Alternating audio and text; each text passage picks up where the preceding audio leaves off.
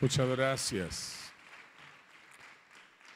Me siento muy honrado por las palabras del apóstol y es una alegría por primera vez estar en esta querida iglesia a quien hemos aprendido a amar en la medida en que nos hemos ido relacionando y conociendo con sus pastores y con los pastores Vázquez también.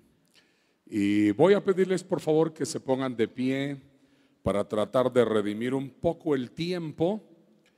Estamos sobre las 9 de la noche, pero como dijo Matías, esto no es de todos los días.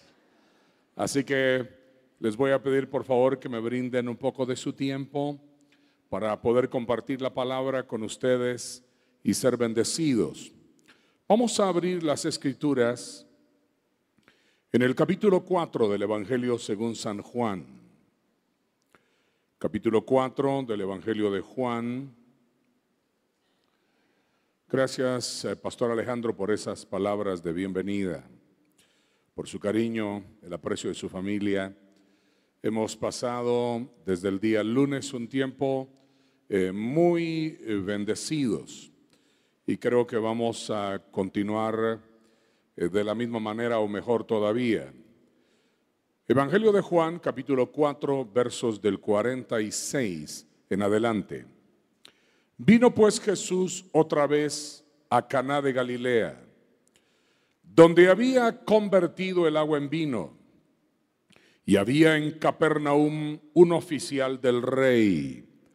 La palabra que utiliza el Nuevo Testamento es Basilicos, cuyo hijo estaba enfermo. Cuando oyó que Jesús había llegado de Judea a Galilea, vino a él y le rogó que descendiese y sanase a su hijo, que estaba a punto de morir.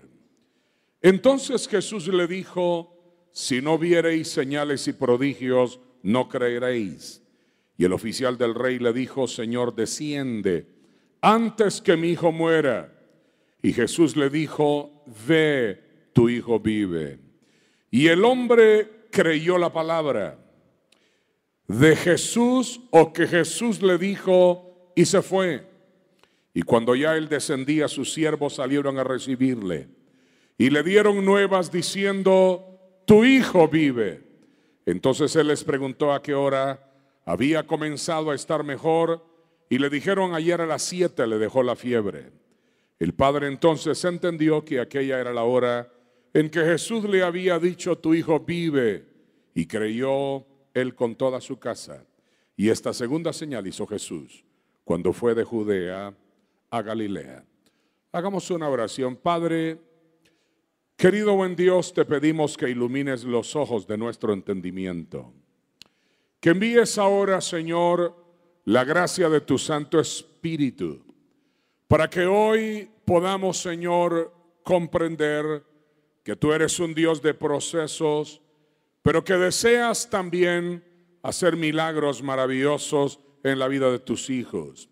Te pido especialmente por todas aquellas personas que están siendo procesadas a través de la adversidad que se ha presentado en sus vidas, que hoy puedan tener una respuesta poderosa a través de tu palabra, ya que lo pedimos por el nombre de nuestro Señor Jesucristo. Amén. Y alguien, por favor, que grite aleluya. Antes de sentarse, por favor, dibuja en su rostro su mejor sonrisa. Eche los hombros un poquito para atrás. Levante el pecho porque a algunos ya se les cayó. Levante su rostro, saque la mano derecha y déle la mano a unas 2 o 3 personas que están cerca de usted y que le caen gordo. No, que le caen muy bien.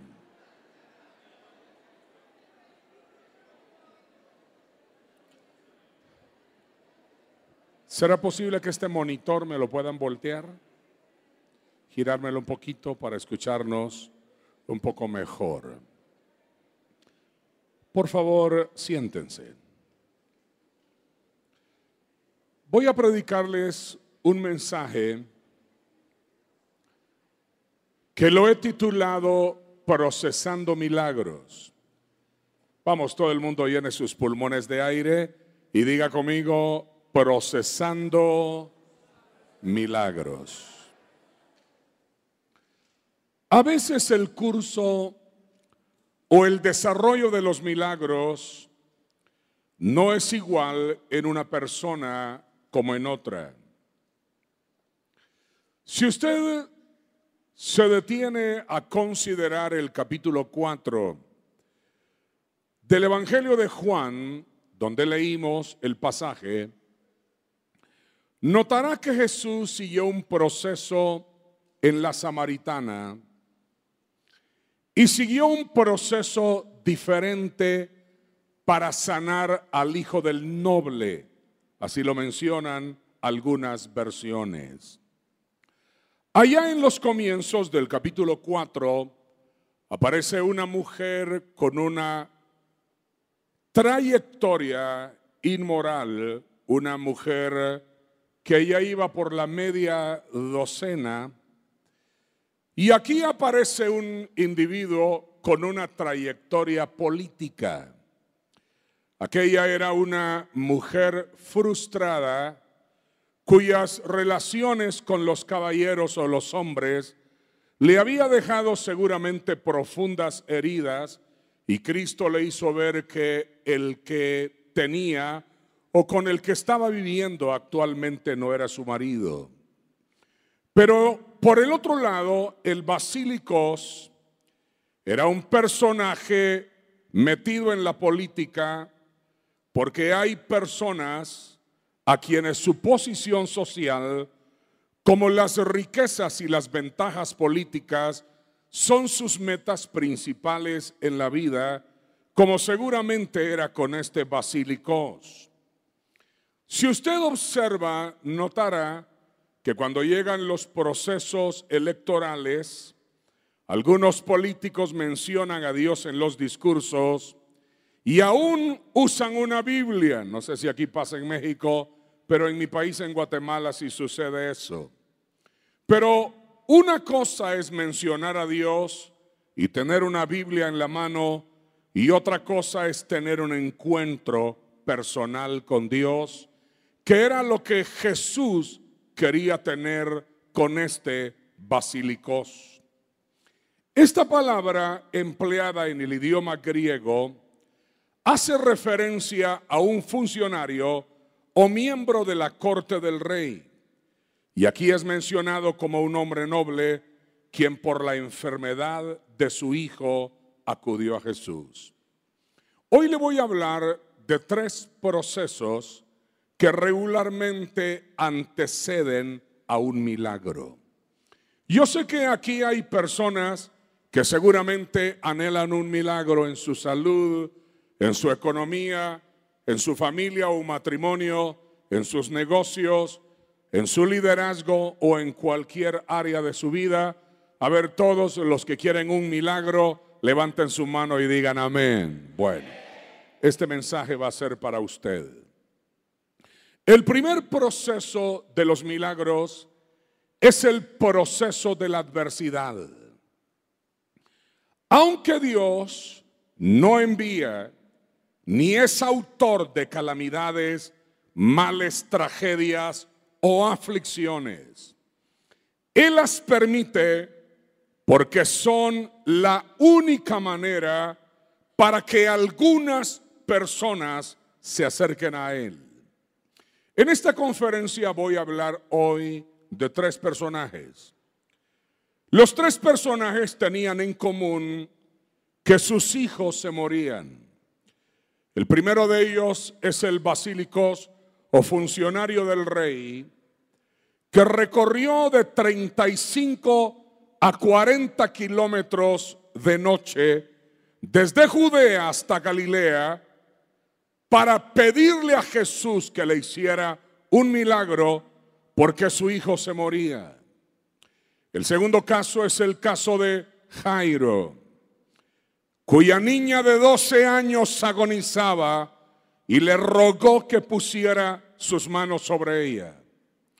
Y el tercer personaje que hoy vamos a referir es la mujer cananea, llamada también Sirofenisa, que le gritaba al Señor públicamente que su hija estaba gravemente atormentada y que necesitara que le diera una palabra de salud. Por eso comencé diciendo que aunque Dios no envía ni es autor de calamidades, males, tragedias o aflicciones, las permite porque son la única manera como algunas personas se acercarán a Él. Si nosotros observamos a este basilicos, a este noble, a este político que estaba en la corte del rey, él como diplomático jamás hubiera acudido a un carpintero. Sin embargo, recorrió 40 kilómetros de noche, caminando apresuradamente y angustiado, porque sentía que su hijo se moría y allí ya no le importó ni que era de noche, que era un funcionario del rey y que la persona a la cual él acudía era un individuo controvertido que había surgido de una carpintería, pero quien muchos decían que era el Hijo de Dios. Lo que pasa, mis queridos amigos y hermanos, es que las adversidades nos sobrevienen a todos. Alguien que diga conmigo, las adversidades nos sobrevienen a todos. Levanten la mano aquellos que tienen algún problemita por allí. Levanten la mano los que tienen algún problemita por ahí.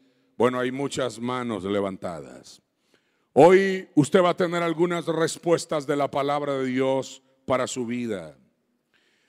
Y nota usted que mientras más encumbrado está un árbol, porque tanto Jairo como este Basilicos eran personas importantes de la vida de Israel. Mientras más encumbrado está un árbol, más expuesto está a las tempestades. Hoy en día en las noticias seguramente escuchamos muchos señalamientos, acusaciones a funcionarios y a personas que están en la vida pública. Ellos no se escapan de los señalamientos, juicios y adversidades. El pródigo decidió volver a la casa de su padre porque había tocado fondo. A mí me gusta decir, caras vemos y corazones no sabemos.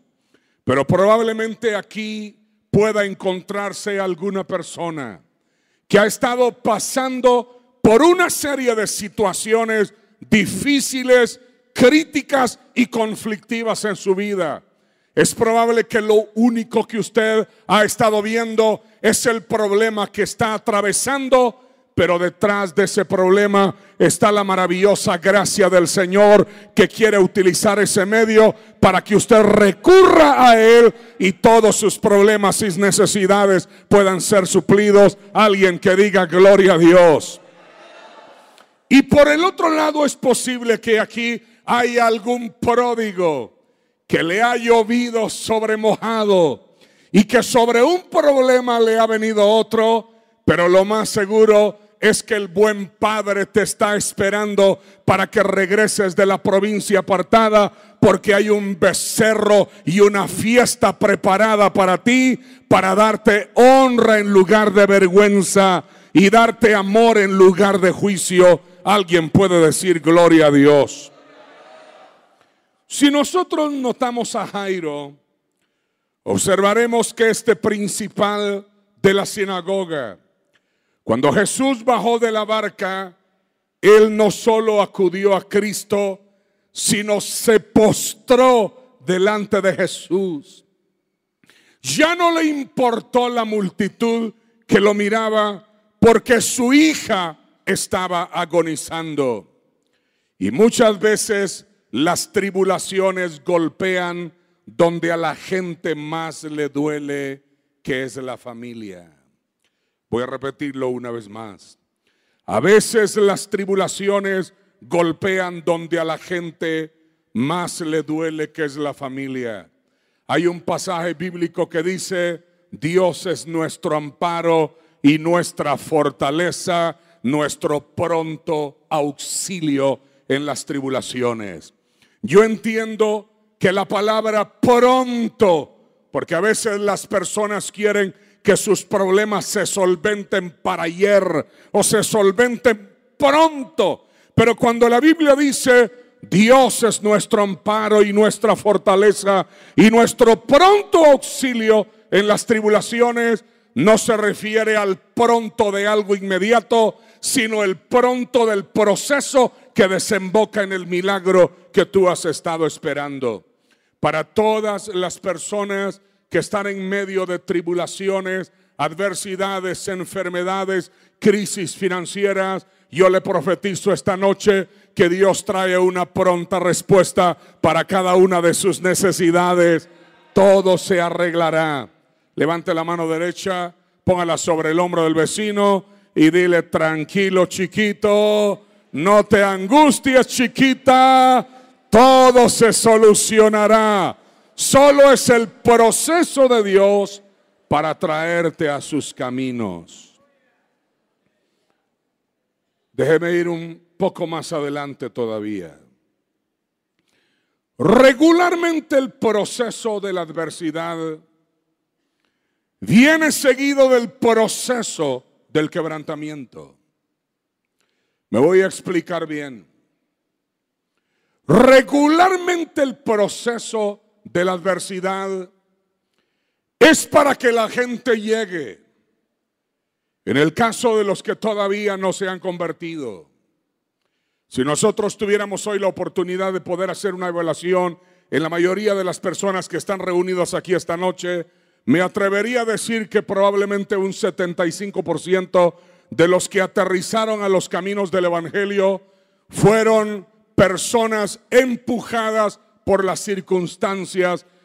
Por eso es que, por ejemplo, cuando las iglesias quieren crecer y las iglesias están formando grupos o células de crecimiento o de multiplicación, una de las estrategias más eficaces para hacer crecer la iglesia es abrir grupos en casa donde usted forma un FBI, una CIA, un departamento de inteligencia, y averigua quiénes son todos sus vecinos que tienen problemas, que están pasando por pérdidas de trabajo, enfermedades y calamidades. Esas personas nunca le dirán que no cuando usted les diga que quiere orar por ellos y traerlos a un grupo familiar.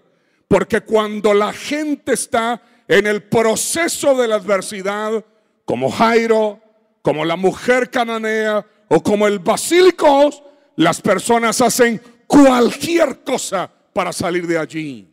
Ponga la mano sobre el brazo del vecino y dile: tranquilo, saldrás de allí. Alabado sea el nombre del Señor. Ahora déjeme explicarle este segundo punto. El proceso del quebrantamiento sigue casi siempre al proceso de la adversidad. El proceso de la adversidad es para que los que no son lleguen, y para los que son pero que se alejaron vuelvan. El proceso del quebrantamiento es porque Dios no solo quiere que la gente llegue, sino que la gente cambie. Porque no podemos negar que hay personas que cuando están en medio de tribulaciones o calamidades o adversidades, esas personas nunca se pierden una reunión, siempre están dispuestas a ser ministradas y bendecidas. Pero cuando muchas de estas personas salen de sus problemas, se vuelven a alejar de los caminos del Señor y solo les dura su acercamiento mientras el problema estaba. Por eso es que regularmente el Señor no solo tiene el proceso de la adversidad, porque Él quiere que cuando ya estés aquí, tu vida no solamente se acerque, sino tu vida se transforme. Alguien diga gloria a Dios. Cuando el oficial del rey toda aquella noche caminó para llegar de Judea a Galilea y hablar con Jesús, entendemos que el hombre venía desvelado, angustiado, preocupado, afligido, cansado del camino. Y cuando se acerca y le dice a Cristo: por favor, ayúdame porque mi hijo se me muere, Cristo le responde con dureza. Póngame atención a lo que le voy a explicar. Esta imagen que le voy a presentar de Jesús no es la imagen que muchas personas conocen. La mayoría de las personas están acostumbradas a ver a Jesús como tierno, compasivo, dulce y misericordioso. Pero regularmente, cuando es el proceso del quebrantamiento, la forma como Dios trata con las personas a veces es difícil y áspera. Y cuando llega el Basilicos, Cristo le dice así: si no viereis señales y prodigios, no creeréis. Jesús le pudo haber dicho: ¿cómo llegaste? ¿Estás preocupado? ¿Te voy a ayudar? Yo comprendo. No hubo nada de eso. Las palabras del Señor fueron ásperas y difíciles, porque Dios trata con el orgullo y con la soberbia del hombre. Déjeme ver otro caso para que usted lo vaya agarrando un poquito mejor. ¿Se recuerdan ustedes que cuando la hija de Jairo agonizaba, Jairo se acercó y al bajarse Jesús de la barca se postró delante de él y le dijo: ven antes que mi hija muera? Entonces Jesús comenzó a caminar, pero mientras Jesús caminaba, apareció la mujer del flujo de sangre y tocó el borde de su manto, y hubo un efluvio, una descarga de poder, y la mujer sintió en su cuerpo que había sido sanada de su azote, dice la Escritura. Y Cristo se detuvo y dijo: ¿quién me ha tocado? Todavía sus discípulos lo regañaron y le dijeron: la multitud te oprime y tú preguntas ¿quién me ha tocado? Pero él dijo: no, es que alguien me tocó diferente, porque virtud ha salido de mí. Póngame atención a lo que le voy a explicar. Cristo no necesitaba hacer eso. Hubiera habido tiempo posterior para que él atendiera a la mujer del flujo de sangre y escuchara su testimonio. ¿Por qué razón? Porque la hija de Jairo estaba agonizando. Es más, Jesús sabía que se iba a morir. Así que intencionadamente se paró a escuchar a la mujer del flujo de sangre y a contar su testimonio. Y el Jairo estaba desesperado porque la hija se le moría. Pero es porque el proceso de la adversidad regularmente lleva al proceso del quebrantamiento. Dios tiene que tratar con el orgullo y con la soberbia del hombre. Mientras la mujer contaba su historia, Cristo esperó hasta que vinieron de la casa y le dijeron a Jairo: ya no molestes más al maestro, tu hija ha muerto. Esta tarde yo contaba que a mí me dieron una palabra profética cuando tenía 8 años de edad. Me recuerdo que en una reunión una noche en la iglesia donde yo asistía de niño, fui a saludar al conferencista de esta noche y lo miré para arriba y le di la mano y le dije: buenas noches, predicador. Y él me dio la manota. Yo tenía como 8 años, le contaba, y me dijo: oh, me dijo, tienes voz de pastor.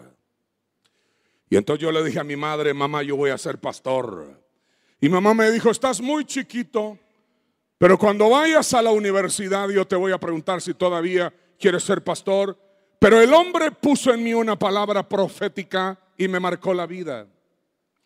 Y me recuerdo que cuando cumplí los 18 años, entonces ya en la universidad empecé a seguir mi carrera y me aparté de los caminos del Señor más o menos como año y medio.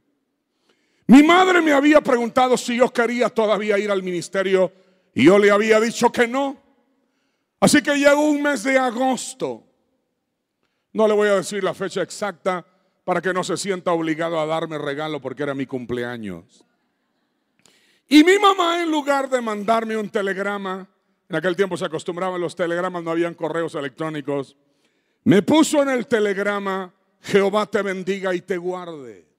Era un telegrama raro, ¿no? Porque todo el mundo escribe en los telegramas felicidades, feliz cumpleaños, muchos años. No. Ahí decía, Jehová te bendiga y te guarde. Jehová alce sobre ti su rostro y ponga en ti paz. Jehová tenga de ti misericordia. Bueno, las palabras de la bendición sacerdotal. Y al final del telegrama decía, y te espero este fin de semana en Quetzaltenango. Es la ciudad donde yo vivo y donde yo tengo ya más de 40 años de pastorear mi iglesia. En ese tiempo había un grupo de oración que se llamaba Betania. Así que yo me vine de la capital de Guatemala para Quetzaltenango porque iba a haber una cruzada evangelista organizada por el grupo. Eran más o menos unas 30 personas, en su mayoría mujeres. Y el que venía en camino era el futuro pastor de la iglesia. Lo que pasa es que yo no lo sabía. Y me recuerdo que esa noche llegamos a una reunión, era un local más o menos como este. Habían puestas tal vez unas 100 sillas, no todas estaban ocupadas. Y yo ya traía esa onda de que como era universitario, me creía ya la pata de la divina garza. Creía que ya tenía la esencia del quinto conocimiento. Y me recuerdo que esa noche pasó un predicador que nunca volví a ver en mi vida, de apellido Catarín, era un venezolano, y se paró y yo me senté en la última silla de la parte de atrás. Y el tipo abrió la Biblia en el libro de Isaías y dijo, si vuestros pecados fueren como la grana, como la nieve serán emblanquecidos, y si fueren rojos como el carmesí, vendrán a ser como blanca lana. Venid luego, dice Jehová, y estemos a cuentas. Y a mí me metieron un clavo en el corazón. Y empecé a llorar, y a llorar, y a llorar. El problema era que el predicador estaba predicando y yo no podía calmarme, me sacudía. Yo no conocía en ese tiempo al Espíritu Santo. Yo venía de una iglesia conservadora y la silla metálica en la que estaba hacía traca, traca, porque yo me iba de lado y me caía mientras gritaba. ¡Ah! ¡Ah! No sabía ni lo que me estaba sucediendo. De pronto me paré y me levanté y pegando de gritos, qué gran clavo, Dios mío, qué vergüenza. Salí de la parte de atrás y recorrí el pasillo hacia el frente y el predicador dijo, parece que al jovencito lo tocó el Espíritu Santo. Yo estaba inmerso en algo que jamás en mi vida había conocido. Me recuerdo que lloré toda esa noche. Me pasé 3 días llorando. Me leí la Biblia en 3 meses. Ayunaba todas las semanas. Me volví fanático de Jesús. Dios no te puede usar si no te quebranta.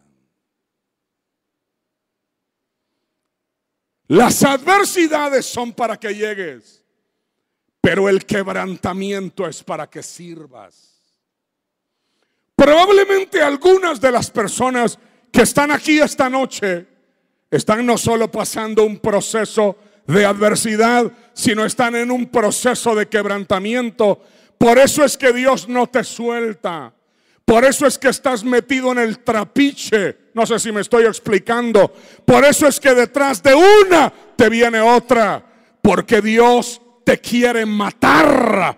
Él tiene que matar tu ego, tu soberbia, tu orgullo, tu vanidad, tu suficiencia. Y el día que mate todo eso dentro de ti, te resucitará para una nueva vida y estarás listo para la gloria de su nombre. Alabado sea el nombre de Jesús. Todo el mundo diga conmigo: el proceso de la adversidad y el proceso del quebrantamiento. Por eso fue que cuando Jairo estaba en un momento de necesidad desesperada, Cristo lo llevó hasta el último momento. Cuando llegaron de parte de su casa, y seguramente esto eran de una funeraria, porque esos de las funerarias a veces ya perdieron su humanidad, ¿no es cierto? Todo lo que quieren es el negocio. Entonces llegaron a decirle: ya no molestes más al maestro, tu hija ha muerto. Alguien dijo: la desesperación del hombre viene a ser la oportunidad de Dios. Probablemente, amigos aquí reunidos esta tarde, el milagro más grande en la historia del cristianismo es la conversión de Saulo de Tarso. Póngame atención a lo que le voy a explicar. Probablemente el milagro más grande de la historia del cristianismo fue la conversión de Saulo de Tarso. ¿Por qué razón? Porque la mayoría de los escritos del Nuevo Testamento de la Biblia que usted tiene en su mano los escribió Pablo. Él trajo la revelación del nuevo pacto y de la doctrina del Nuevo Testamento. Pablo vino a ser el perito arquitecto de la iglesia. Pero ¿quién era Saulo de Tarso? Él no está aquí para defenderse, pero lo que voy a decir es la verdad. El tipo era un arrogante, pretencioso, prepotente, soberbio. Se ufanaba de ser fariseo de fariseos, de la tribu de Benjamín, en cuanto a la ley irreprensible, circuncidado al 8º día. ¿Y qué hacía este religioso fundamentalista? Agarraba a los cristianos de los pelos, los metía a la cárcel y arrastrados los obligaba a blasfemar. Pero ahí estaba un hombre a quien Dios necesitaba. Así que un día, viniendo en el camino de Damasco, tuvo una visión de un resplandor mayor que la luz del sol. Y Cristo se le reveló en el camino y el hombre se cayó del caballo, si es que lo llevaba. Todavía están definiendo eso. Y enterró la cara en la tierra. Se quedó ciego. Todos oyeron la voz, pero nadie entendió las palabras, solo Saulo. Y las palabras decían: Saulo, ¿por qué me persigues? Dura cosa te es dar cosas contra el aguijón. Y el hombre empezó a llorar y a temblar y a decir: Señor, ¿qué quieres que yo haga? Y después de ser un pretencioso, soberbio, engreído, lo tuvieron que llevar de la mano a una casa en la calle de la derecha, y allí agonizó por 3 días. Hasta que un discípulo que ni siquiera quería llegar a orar por él, llamado Ananías, llegó y después de 3 días le dijo: el Señor que se te apareció en el camino por donde ibas, me ha enviado para que recibas la vista y seas lleno del Espíritu Santo. Y de ese quebrantamiento salió el apóstol Pablo. El proceso de la adversidad casi siempre es seguido por el proceso del quebrantamiento. Si aquí hay personas que están siendo quebrantadas, me alegro. No me alegro por tu quebrantamiento, sino me alegro por lo que te vas a convertir. Glorificado sea el nombre del Señor. Me alegro porque algo poderoso y glorioso saldrá de tu vida. Alguien que grite aleluya. Alabado sea el nombre de Jesús. Por eso fue que Cristo llevó al Basilicos hasta el límite y le dijo: si no viereis señales y prodigios, no creeréis. Vete, tu hijo vive. Oh, qué áspero Jesús. Por eso fue que con Jairo, mientras el tipo angustiado porque a la hija se le moría, Jesús escuchaba a la mujer del flujo de sangre. Él tenía que quebrantarlo. Y hablemos de la mujer cananea. ¿No es verdad que la Biblia dice que no pudo esconderse? Eso significa que la cananea lo andaba buscando porque la hija estaba gravemente atormentada por un demonio y finalmente lo encontró. Y cuando encontró a Jesús le dijo: Jesús, hijo de David, ten misericordia de mí, mi hija está gravemente atormentada. Y Jesús ni siquiera la volteó a ver. Y mientras la mujer clamaba y pedía, Jesús caminaba. Ese Jesús no es el dulce Jesús que muchos de ustedes conocen. No es el tierno Jesús que muchas personas se imaginan. Es el Jesús que ignoraba a la mujer cananea. Fue tal la desesperación de la mujer que empezó a gritar su problema en público y a contar que su hija estaba endemoniada. Alguien tiene que estar muy desesperado, amigos, para poder hacer eso, pues vea. Y empezó a decir: mi hija está endemoniada. Y de todas maneras Jesús ni siquiera la atendió. Hasta que finalmente los discípulos le dijeron: ya, Señor, despáchala. Es un escándalo esto. Y entonces Jesús se volteó y le dijo: no está bien tomar el pan de los hijos y echarlo a los perros.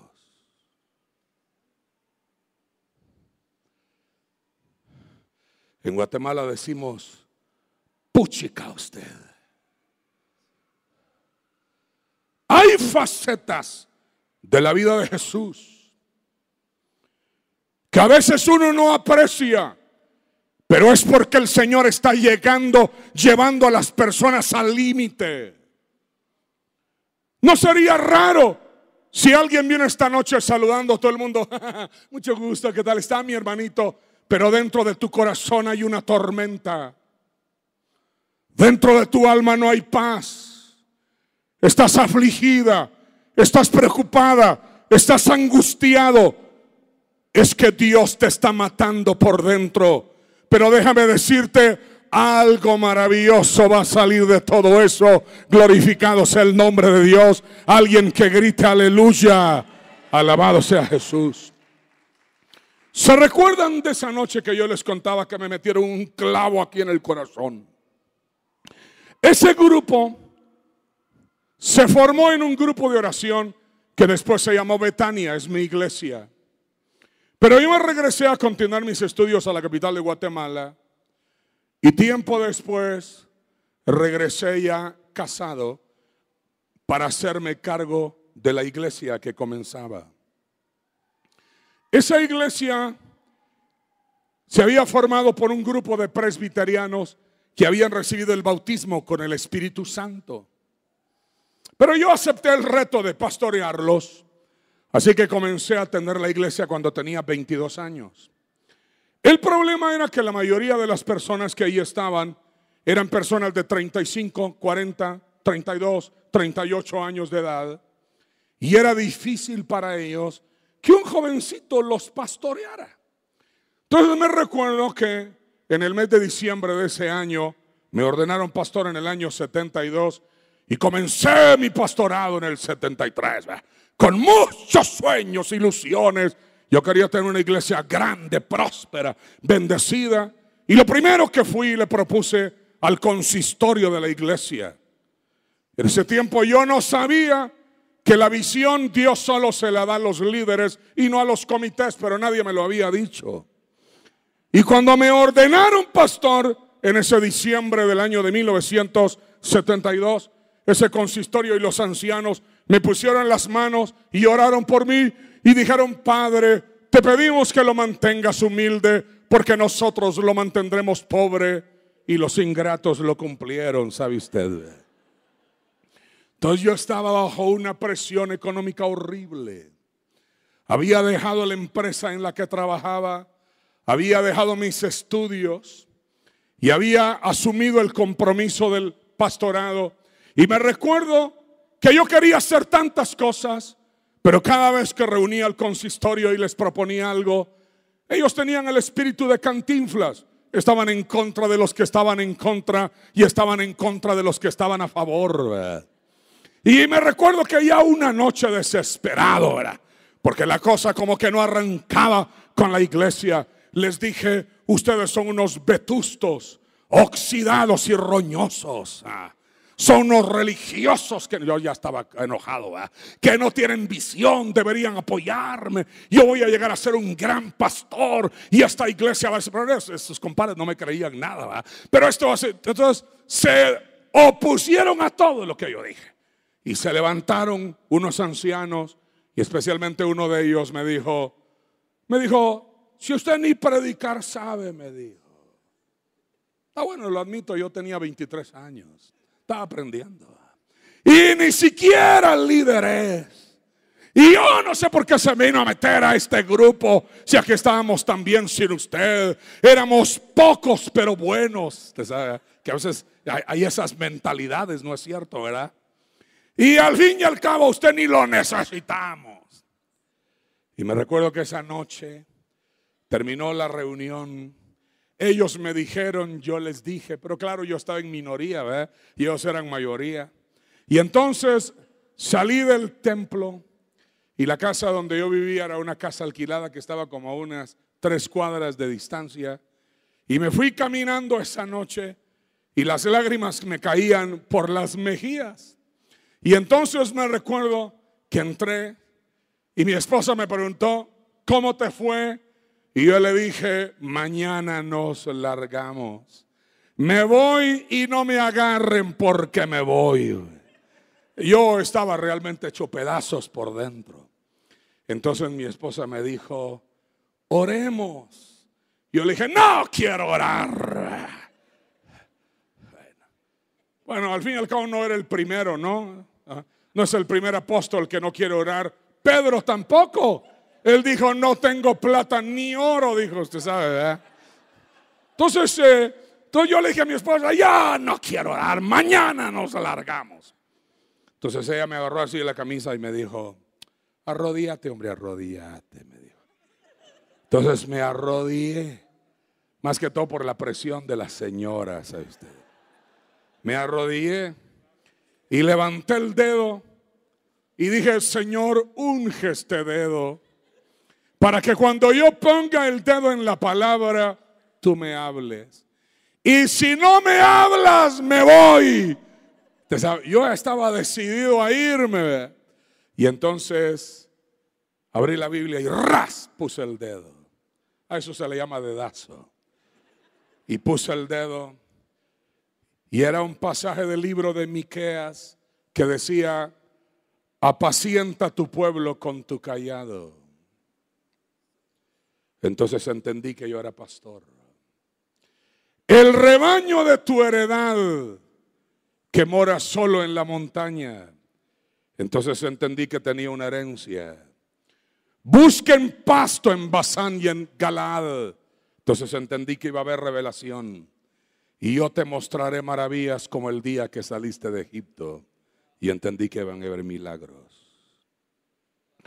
A veces Dios nos lleva al clímax, nos lleva a puntos de quebrantamiento.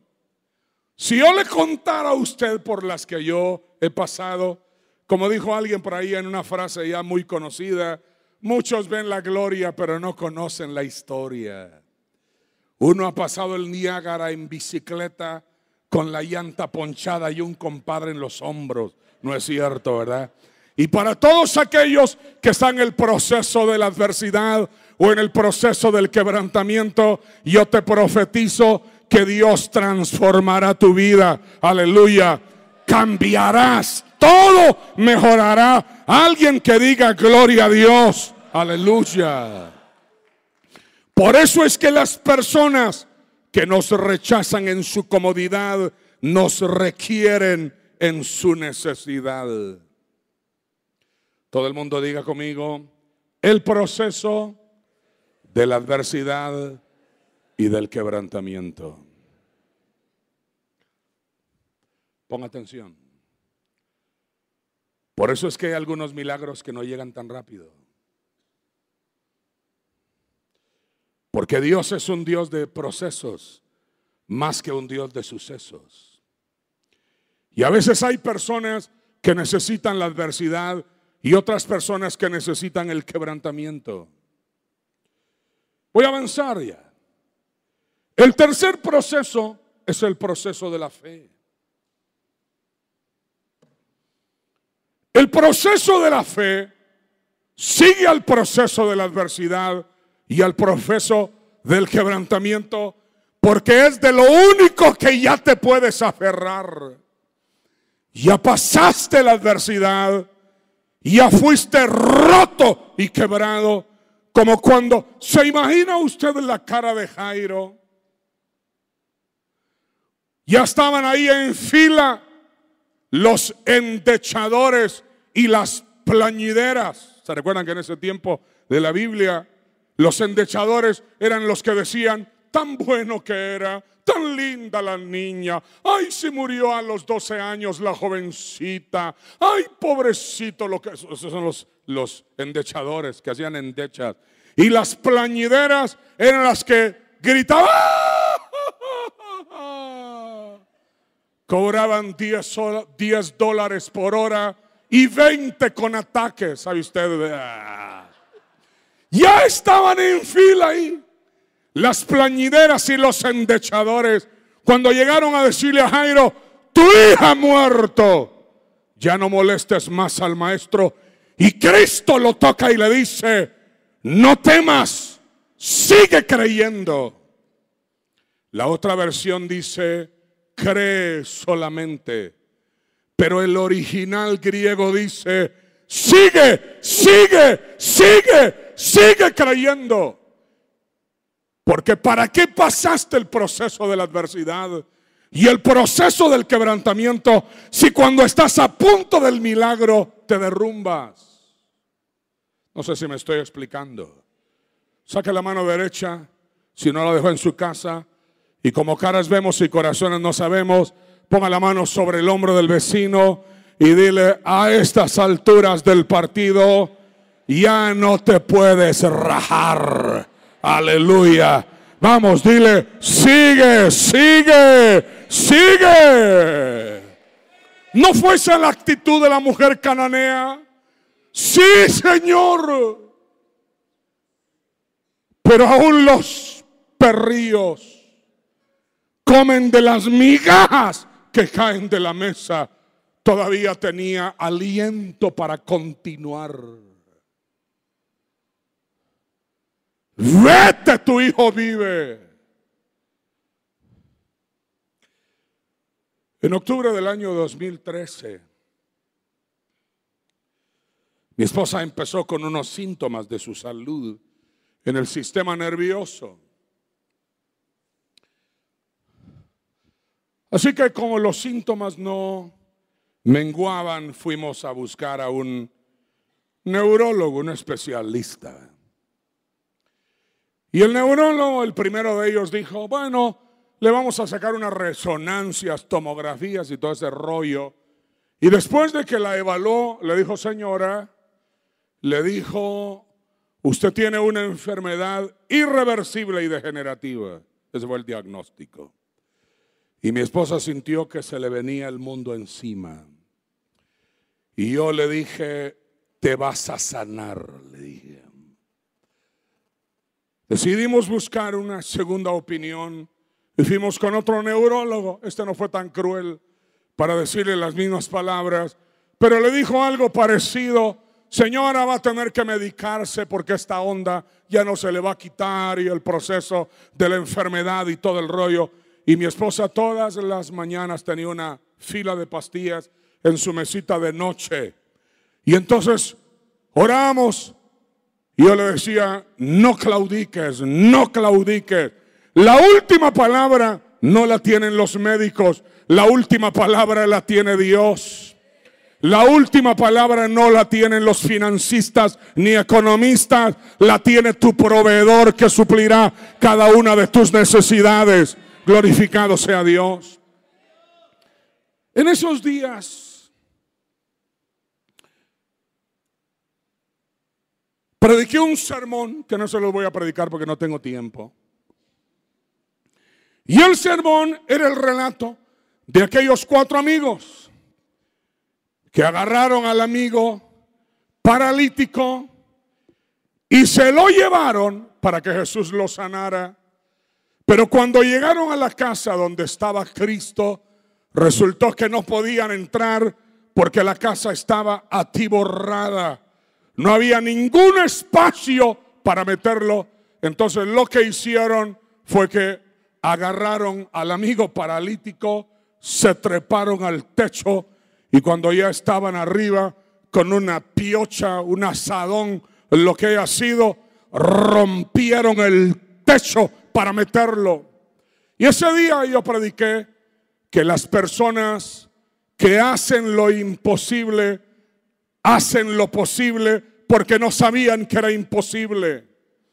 Cuando las personas ignoran sus limitaciones, cuando las personas no son calculadoras y se ponen a pensar, es que no se puede, es que no se logra, es que es inútil, los milagros no ocurren. Pero estos compadres ni siquiera pensaron cuánto les iba a costar reparar el techo de la casa y lo que costaría subir al paralítico arriba y el riesgo de descolgarlo.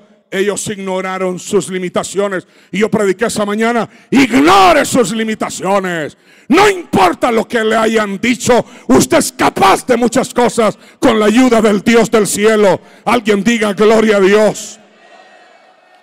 Y luego prediqué, si usted quiere un milagro, si no se puede por la puerta, métase por el techo, pero de que se puede, se puede. A veces las personas no reciben los milagros porque quieren meterse a la fuerza por la puerta, ya no hay lugar. Métase por el techo si no se puede por la puerta.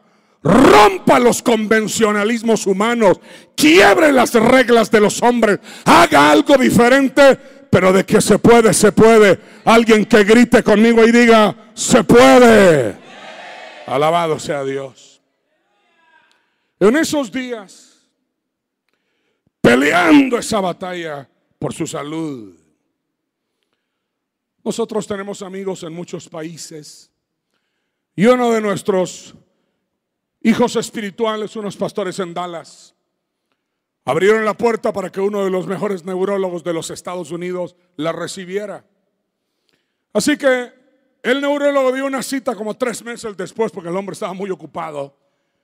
Así que nos fuimos a los Estados Unidos y le hicieron todos sus exámenes y todo estaba ya listo para el día en que el neurólogo la recibiera.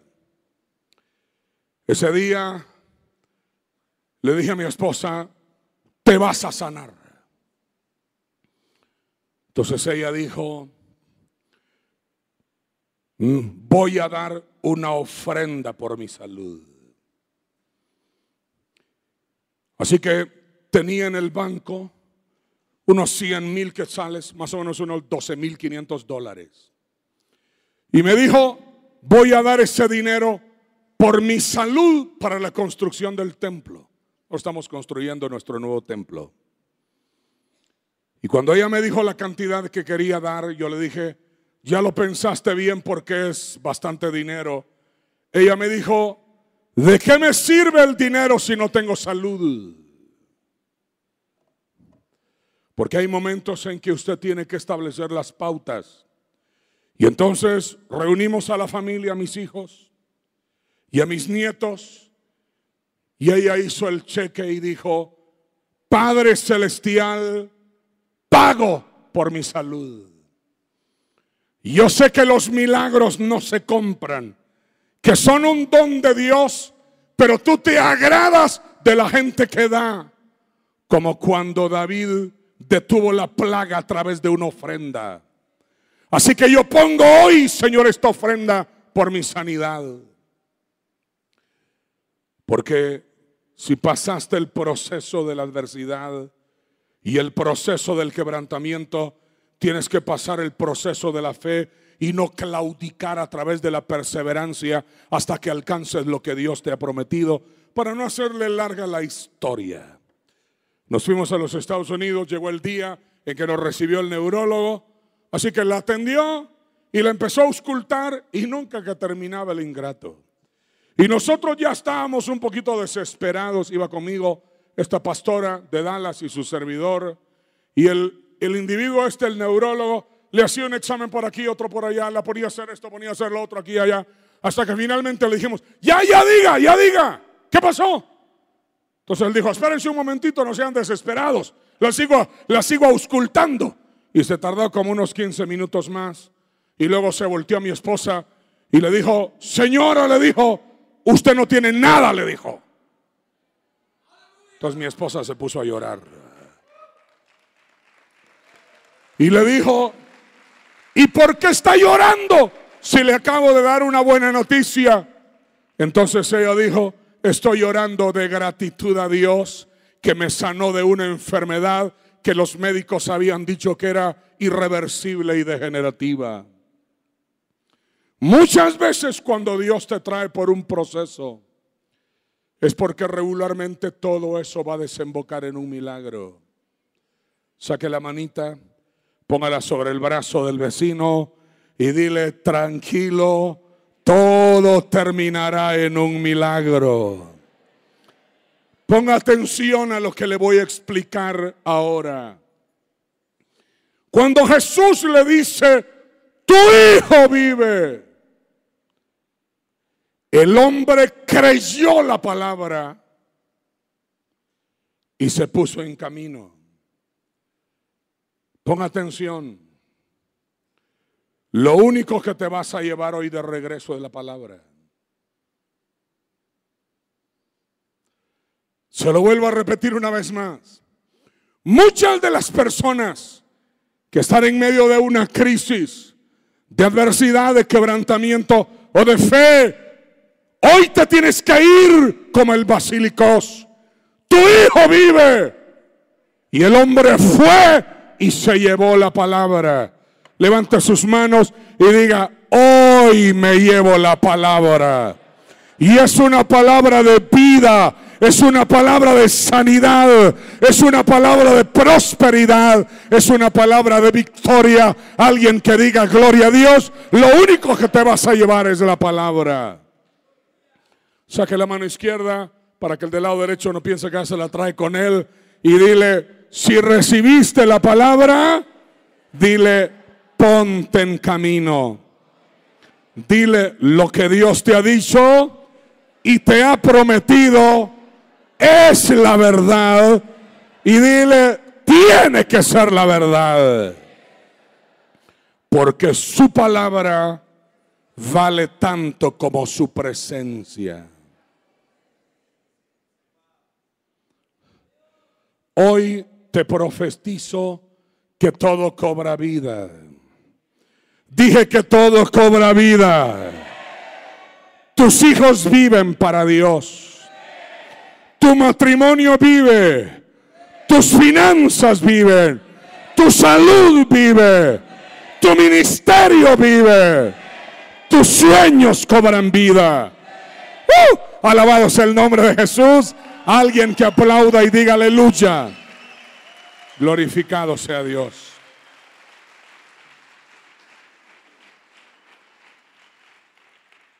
Se me acabó el tiempo, pero voy a terminar con esto.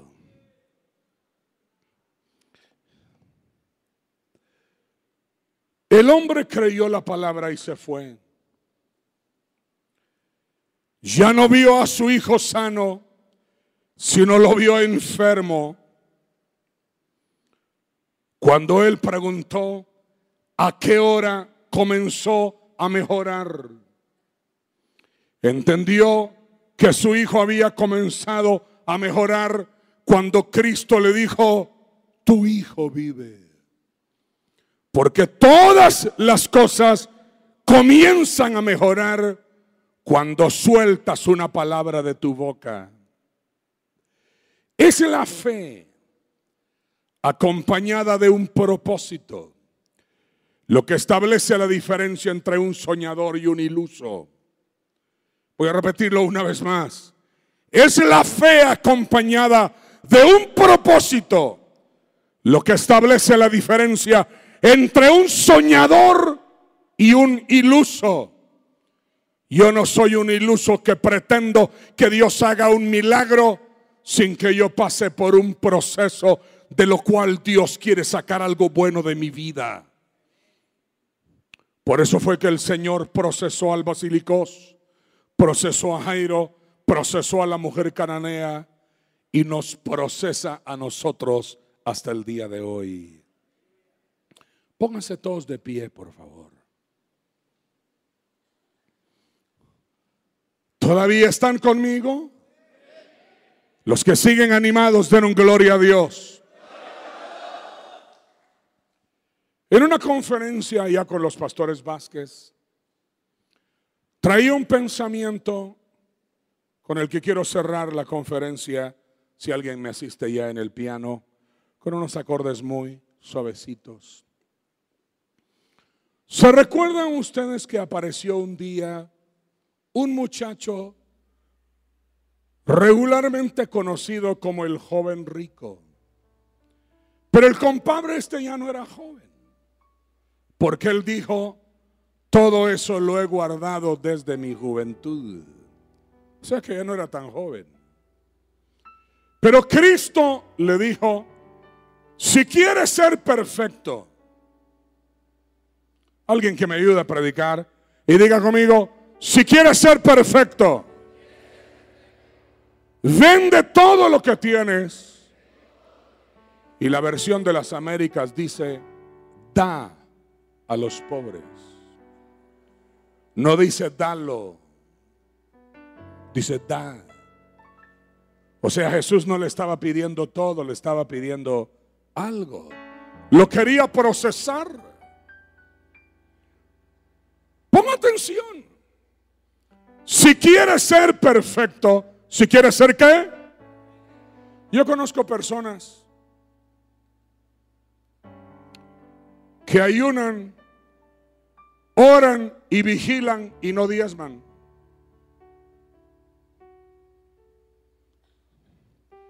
La perfección tiene que ver con el dinero, aunque usted no lo crea.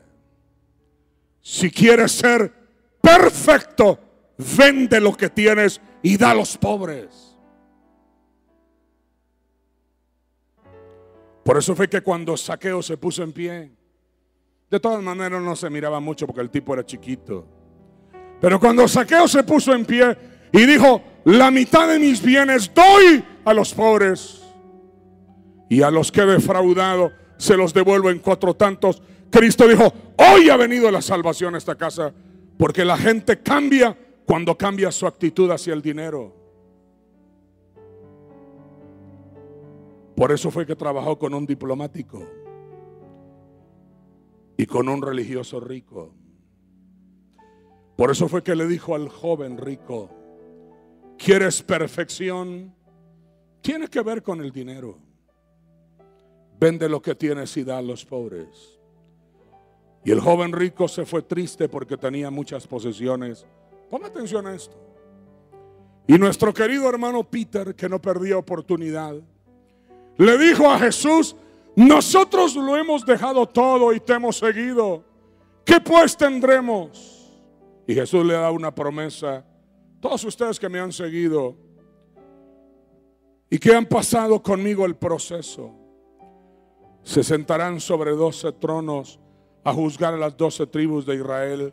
Pero yo les digo, es más fácil que pase un camello por el ojo de una aguja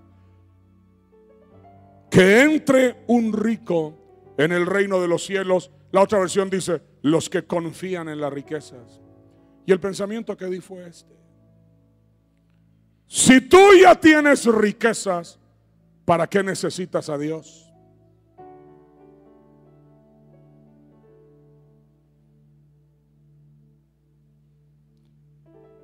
Si tienes riquezas, puedes comprar una mujer, puedes comprar un auto, puedes comprar vacaciones, puedes viajar a Europa, puedes comprarte lujos. Si ya tienes dinero, ¿para qué necesitas a Dios? Por eso es que es difícil que los ricos entren. Cristo no dijo imposible, dijo que era difícil que los ricos entren. ¿Por qué razón? Pues porque tienen dinero. Por eso es que con usted y conmigo, Dios nos trató desde abajo. Cuando no teníamos riquezas, para que cuando las riquezas llegaran, no nos hicieran daño. ¿Se fija? Son procesos, ¿verdad? Yo le profetizo que usted va a ser una persona muy próspera. Pero Dios lo tiene que procesar, porque es más importante que entre en el reino de los cielos y no que se pierda con dinero.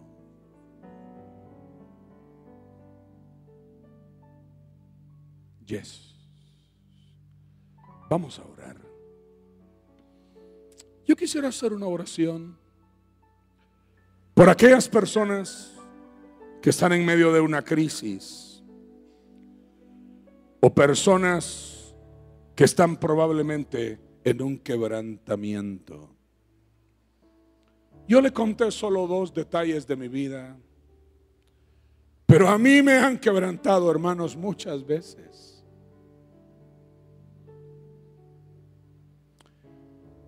Y han habido ocasiones en que le he dicho al Señor, ya, Señor, ya has tratado mucho conmigo. La adversidad es para que te acerques. El quebrantamiento es para que te transformes. Y el proceso de la fe es para que acceses a tu milagro. Todas aquellas personas que están en medio de una situación aciaga, difícil, sombría, adversa, escasez, enfermedad, oposición, persecución. Me gustaría orar por usted si quiere salir de su lugar y pasar aquí al frente. Hoy vamos a dejar a los pies del Señor nuestras preocupaciones, nuestras crisis, nuestros conflictos. Glorificado sea Dios. Glorificado sea Dios.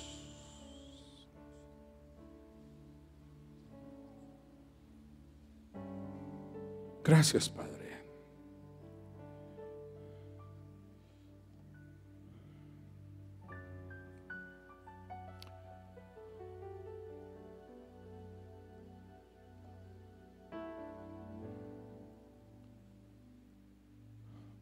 Déjeme decirle algo antes de orar. Hoy hablamos del proceso de la adversidad. Hablemos del proceso del quebrantamiento y el proceso de la fe. Probablemente la palabra de Dios sirvió para que usted entendiera mucho de lo que le ha pasado en la vida y probablemente lo que le está pasando en este momento. Pero escúchale que le voy a decir, solo es un proceso. Solo eso. No es algo permanente. No es para toda la vida. La historia de Jairo, la historia del Basilicos, la historia del Cananea, fueron etapas que desembocaron en un milagro. No se pasaron así la vida. Todo lo que el Señor quería era procesarles. Y ya. Lo que estás viviendo no es algo permanente. Eso es lo que Dios va a hacer con tu vida. Algo mucho más grande de lo que tú te imaginas.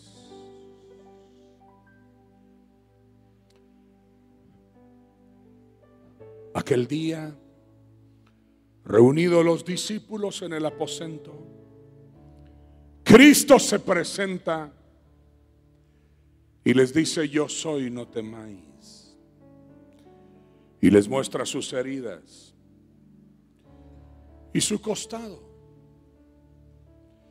Y los discípulos se regocijan en el Cristo resucitado. Y Jesús les da una palabra de paz y se va. Y después llega Tomás. Y todos le dicen con alegría: al Señor hemos visto. Los discípulos del Señor habían pasado un proceso muy doloroso. Se habían dispersado después de su muerte en la cruz. Algunos, como Pedro, habían llorado amargamente. Habían pagado el precio de su soberbia. Lea la Biblia, todo es así. Procesos de adversidad, quebrantamiento y fe. Eso lo puede ver usted en todos los personajes de la Biblia.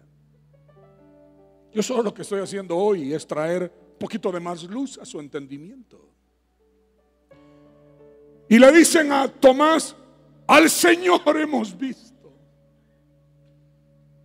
Ha resucitado. El proceso ha terminado. Y Tomás dice: si no viere y metiere mi dedo en sus manos y tocare su costado, no creeré.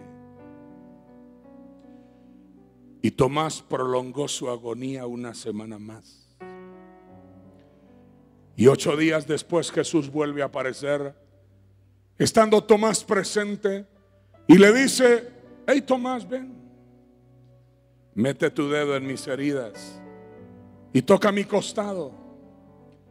Y Tomás cae de rodillas y dice: Señor mío y Dios mío. Y Cristo acuña una frase que dice: bienaventurados los que no vieron y creyeron. Usted tiene que llevarse hoy la palabra de Dios. Eso es lo único que se va a poder llevar a su casa como el basilicos. Empiece a declarar la palabra. Todo cobra vida, todo se soluciona, todo se arregla. Estoy sano por las heridas de Cristo Jesús. Levante sus manos. Padre celestial, Señor, bendigo la vida de todos estos hijos e hijas tuyos. Gente que está siendo procesada y ha sido procesada a través de las adversidades y los quebrantamientos de la vida. Pero son personas que siguen creyendo en ti, Señor. Que no han claudicado en su fe, porque están aferradas a esa palabra que les fue dada. Como el náufrago que se aferra en el mar a lo que puede salvarle. Señor, estas personas están aferradas a tu palabra, creyendo, Señor, que todo esto desembocará en un milagro. Te pido, Padre celestial, que toques los cuerpos enfermos. Echo fuera demonios en el nombre de Jesús y ordeno que toda enfermedad salga de los cuerpos, porque está escrito: por las heridas de Cristo Jesús hemos sido curados. Cancelo toda enfermedad. Te pido, Señor, por aquellas personas que están atravesando una época de escasez, que no tienen trabajo, que enfrentan deudas, que sus recursos, Señor, aparentemente se han terminado. Pero te pido que abras para ellos, Señor, fuentes en el desierto, ríos en la soledad, en medio, Señor, de lo que parece inerte, escaso, estéril. Ahí te pido, Señor, que traigas abundancia y prosperidad para la vida de cada uno de tus hijos aquí presentes. Te pido, Señor, que obres en las familias. Estos 3 personajes padecieron por sus hijos. Te pido por las madres y los padres que están aquí presentes, Señor. Te pido por aquellos que sufren por sus familias, aquellos que tienen problemas en su matrimonio, que tienen problemas con sus padres o con sus hijos, Señor. Te pido que extiendas tu mano de gracia, de poder, de vida, de salud, y que toques sus vidas, Señor. Que restaures todo lo que debe ser restaurado. Que renueves, Señor, sus mentes y sus corazones en la verdad de tu poderosa palabra, y en el nombre de Jesús. Declaro, Señor, hoy milagros. Declaro milagros. Y el hombre creyó la palabra y se fue. El hombre creyó la palabra que decía: tu hijo vive. Levante sus manos y dígale al Señor: Señor, yo creo tu palabra y declaro que todo cobra vida, Señor. Mis finanzas viven, mi matrimonio vive, mi familia vive, Señor. Todo lo que aparentemente pueda estar muerto, declaro que cobra vida en el nombre poderoso de Jesús. Gracias, Padre Celestial. Gracias, Padre Celestial. Gracias, Padre Celestial. Lo recibimos con todo nuestro corazón. Y en el nombre de Jesús.